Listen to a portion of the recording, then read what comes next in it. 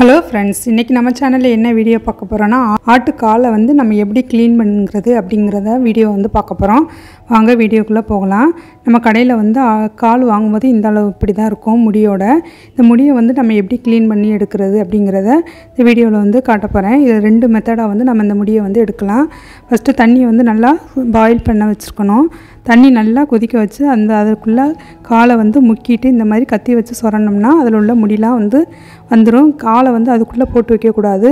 போட்ட உடனே எடுத்து நம்ம கத்தியை வச்சு இப்படி சொரண்டும் போது அதில் உள்ள முடியெலாம் நல்லா சூப்பராக வெளியே வந்துடும். இந்த மாதிரி செய்யும்போது கால் நல்லா வெள்ளை வெள்ளைன்னு வந்து இருக்கும். இப்போ இது நம்ம கடையில் வாங்கும்போது அப்படியே கால் வந்து கருக்கி வச்சுருப்பாங்க. அப்போ நம்ம அதை சூப் செய்யும்போது சூப் வந்து கசக்கிற மாதிரி இருக்கும். இந்த மாதிரி நீங்கள் வந்து க்ளீன் பண்ணிங்கன்னா சூப்பராக வந்து முடி வந்து ஈஸியாக வந்து வந்துடும்.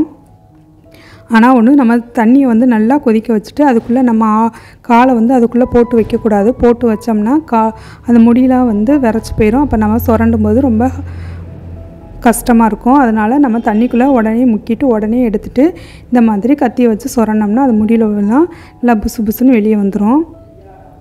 நீங்கள் இந்த மாதிரி ஃபுல்லாக கால் வந்து கிடச்சிச்சின்னா வாங்கி நீங்களே வீட்டில் வந்து க்ளீன் பண்ணுங்கள். ரொம்ப ஈஸியாகவே வந்து க்ளீன் பண்ணி எடுத்துடலாம். கால் வந்து அடியில் வந்து ரஃப்பான ஒரு பகுதி வந்து இருக்கும். அதை வந்து நீங்கள் கொஞ்சம் சுடு தண்ணிக்குள்ளே கொஞ்சம் போட்டு வச்சிங்கன்னா அது ஈஸியாக அப்படியே கத்தியை வச்சு நம்ம எடுக்கும்போது வந்துடும். பாருங்க எவ்வளோ ஈஸியாக அந்த இது வந்து வந்துருச்சுன்னு. இது மாதிரி நம்ம தண்ணிக்குள்ளே முக்கி அந்த முடியை எல்லாத்தையும் நம்ம வந்து எடுக்கணும்.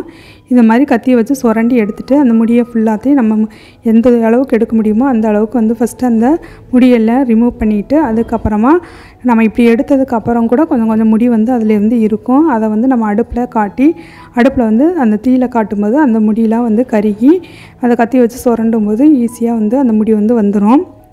நம்ம சுடு தண்ணியில் போட்டு நம்ம செய்யும்போது அந்த முடி வந்து நல்லா ஈஸியாகவே வந்துடும். நல்லா காலும் நல்லா வெள்ளையாகவும் இருக்கும். இது நம்ம அடுப்பில் வந்து வச்சு இது பண்ணும்போது அந்த முடியும் வரும். ஆனால் கால் வந்து கொஞ்சம் கருப்பாகும். நீங்கள் அந்த சுடு தண்ணியில் இந்த மாதிரி போட்டு செஞ்சிங்கன்னா ஈஸியாக வந்து பாருங்கள் எவ்வளோ ஈஸியாக முடி எல்லாமே வந்துருச்சுன்னு.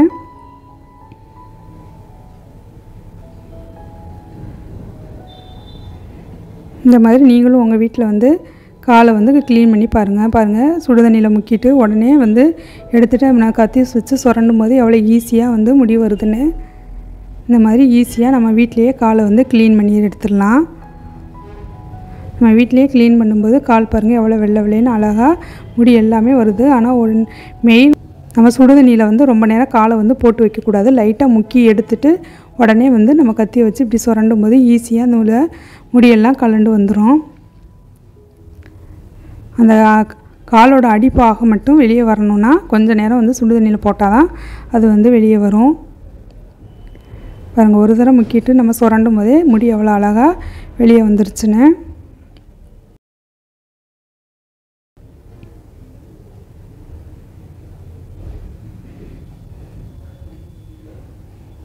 இந்த மாதிரி நம்ம 4 காலையும் க்ளீன் பண்ணி எடுக்க போகிறோம். அதில் ஒரு கால் மட்டும் நம்ம டைரெக்டாக அடுப்பில் வந்து வச்சு எப்படி அந்த முடியை வந்து ரிமூவ் பண்ணுறது அப்படிங்கிறதையும் இந்த வீடியோவில் வந்து நான் உங்களுக்கு காட்டுறேன். ஃபஸ்ட்டு நம்ம சுடு தண்ணியை வச்சு காலில் உள்ள முடியை எப்படி ரிமூவ் பண்ணுறோங்கிறத காட்டிக்கிட்டு இருக்கேன். நெக்ஸ்ட்டு வந்து நம்ம சுடு தண்ணி இல்லாமல் டைரெக்டாகவே அடுப்பில் வச்சு அந்த முடியை எப்படி எடுக்கிறது அப்படிங்கிறதையும் இந்த வீடியோவில் வந்து காட்டியிருக்கேன். இதில் 2 மெத்தடு வந்து நான் உங்களுக்கு மெத்தடுமே இந்த வீடியோவில் வந்து நான் செஞ்சு காமிச்சிருக்கேன். ரெண்டுக்கு என்ன டிஃப்ரென்ஸ்னால், நம்ம சுடு தண்ணியை வச்சு முக்கும்போது கால் இந்த மாதிரி நல்லா ஒயிட்டாக நமக்கு கிடைக்கும். இது நம்ம அடுப்பில் வச்சு கறிக்கி எடுக்கும்போது வக்கி எடுக்கும்போது அது வந்து கொஞ்சம் வந்து கருப்பாக இருக்கும், கொஞ்சம் கருகுன மாதிரி இருக்கும். ஆனால் 2ல் எது ஈஸி அப்படின்னு கேட்டிங்கன்னா சுடு தண்ணியில் போட்டு எடுக்கிறது தான் ரொம்ப ஈஸியாக இருக்கும். உங்களுக்கு கால் வந்து சுடு தண்ணியில் போட்டு எடுக்கும்போது கை வந்து சுடுற மாதிரி இருந்துச்சுன்னா ஒரு துணியை வச்சு பிடிச்சிக்கோங்க. இப்போ அந்த காலில் உள்ள அடிப்பாகத்தை மட்டும் நம்ம எடுக்கிறதுக்கு கொஞ்சம் நேரம் சுடு தண்ணியில் வந்து போட்டு வச்சுருக்கணும். ஆனால் முடி எடுக்கும்போது உள்ளே போட்டுட்டு உடனே எடுத்தால் தான் முடி வந்து ஈஸியாக வரும். நம்ம ரொம்ப நேரம் சுடு தண்ணிக்குள்ளே போட்டு வச்சிட்டோம்னா அது வந்து ரொம்ப ஹார்டாகி அப்புறம் முடி வந்து வராது.